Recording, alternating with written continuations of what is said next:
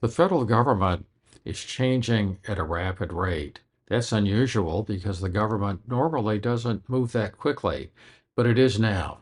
We had read before that President Trump was using the transition period to try and have a team ready so that on the day 1 of his new second term, then he'd be able to start making changes. That is happening. And some of these changes are going to have a big effect on most of the federal workforce. Some probably won't have much of an effect, but you need to keep up and see what's going on and determine for yourself how this is going to affect you. The newest change that just came out is that agencies are going to be required, or they are now required, to report to the Office of Personnel Management, OPM, how many probationary employees they have and identify these employees. Presumably, the administration wants to find out exactly how many of these probationary employees are there.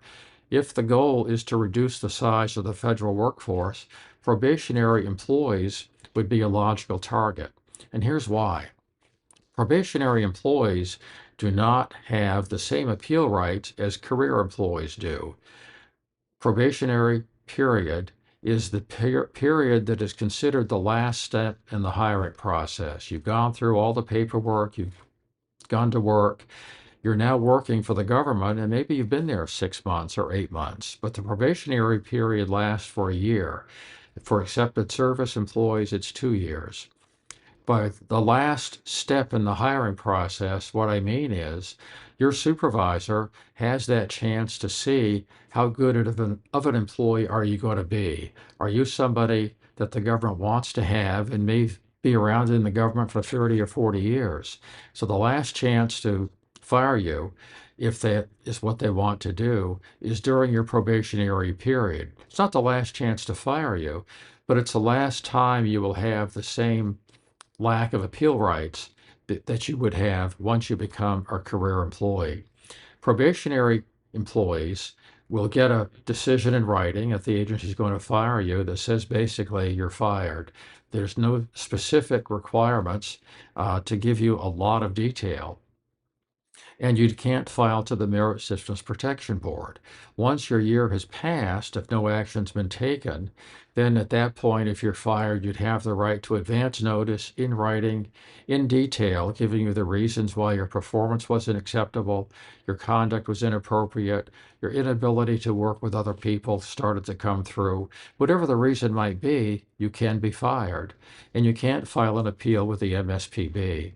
There are some limited appeal rights if you think you didn't get retained in the government because of your political affiliation, your marital status, your race, color, national origin, the usual things that are covered by an EEO complaint.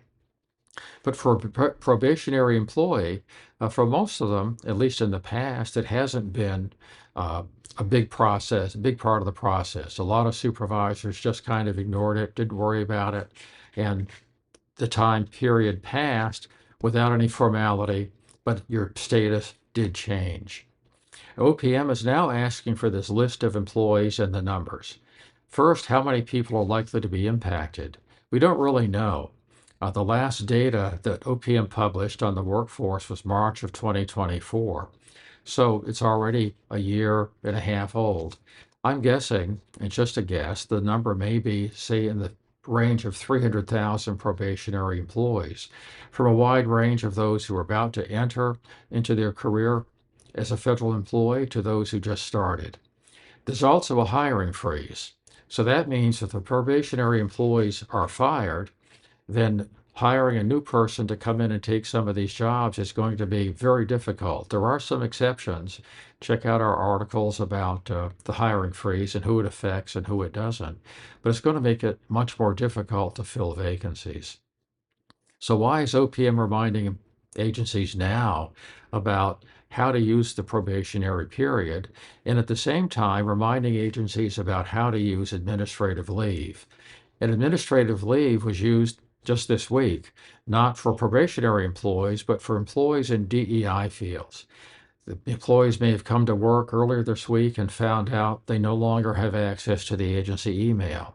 They're now on paid administrative leave, at least for a short time, because the government is doing away with DEI offices. As an aside to that, an article came out today. Some agencies are doing what the executive order said not to do. That is, they changed the titles from something involving DEI to something different, but the people are still there. They got caught. It's now made the national news in a couple of papers. So if you're an administration employee designed or who is employed to try and make changes to the government, you're going to look at this and you'll probably say, I thought there was a deep state that was going to be working against us. Now we know that's the truth. That is the case. And some of these agencies are ignoring what they've been told to do, and they're trying to ignore these requirements to come out to enable us to reduce the size of the federal workforce and to continue enforcing policies that we think are inappropriate and we're doing away with. In any event, you're probably going to see an increased incentive for those in the administration carrying out these policies to try and implement a reduction in the federal workforce. Firing those 200,000 or 300,000 probationary employees is a good way to start in the sense that they don't have the appeal rights. It's a lot cheaper and easier to fire them now.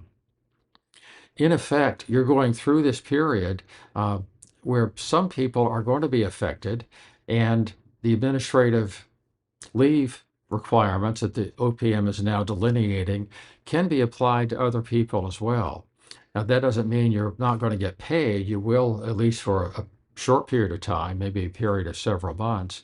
But if they decide your job is not necessary and you need to leave, you can be placed on administrative leave, as these DEI employees are experiencing this week. So you're going to be going through a lot of changes. Some are good, some you'll probably agree with, some you won't agree with. That's life in the fast lane, I guess, and you're going to be going through it. FedSmith is trying to keep up with these changes as they come out, explain them through videos like this, articles on our website that go into more detail on some of the changes. So we hope that you'll take the advantage to subscribe to the videos, subscribe to the newsletter. It's all free. You can unsubscribe at any time. You can subscribe with your agency address, your home address, or both. We don't care. But thanks for listening. We hope you find this useful, and good luck in keeping up with all the changes that are occurring.